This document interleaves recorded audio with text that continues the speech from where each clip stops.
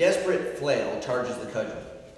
Now here, my opponent has a staff, which already is going to have more reach, but to make matters worse for me, he's using the grip, which is a spearing method of holding the staff, which extends his reach even further. If he were holding it double-ended, honestly from here, if I hold the very end of my nunchaku, we're fairly equivalent. Go ahead, Zach, show your reach. There you go. Okay? We're fairly equivalent in our reach right now. But when he changes to spearing grip, well, that equivalency has just gone out the window. Now, the staff, he can change height zones very quickly.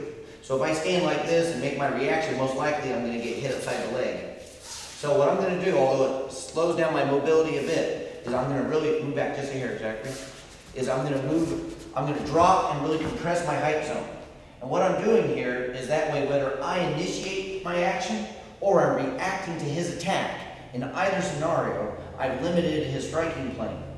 Just like a baseball batter who drops down to limit the strike zone, I'm doing the same thing, but from here, he comes with his attack, whatever it may be, and I'm going to intercept it, and I'm going to charge and explode as quickly as possible so he doesn't have a chance to reset his position. And as I close in, I'm going to use the nunchaku just as a lever point on the top of his sternum, possibly even the throat. And I'm going to charge right through his center of gravity, and I'm going to press him down to the ground, and then I'm going to hit it. Now the target you hit depends on the severity of the damage you're intending to cause. Obviously the head is a much more lethal target than hitting the center of mass. Of course, there's always the groin. Now, let's look at that again.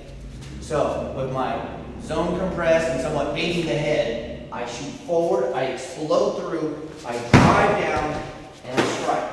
Let's take a look at it from the other angle. We'll do it just a little bit of an angle here. So, I block, shoot through, drive down, and hit. And again, you have some options on the particular angle of the hit you choose, depending on the target you want. Now, another important point about this technique is if in the charging process they start to retreat and you start to lose track of them, seize the weapon and just simply strike them then. What you don't want to do with a staff is you don't want to have to keep re-engaging it. I come in here, now I can come back. Pretty soon, I'm not going to be so lucky and I'm going to get struck.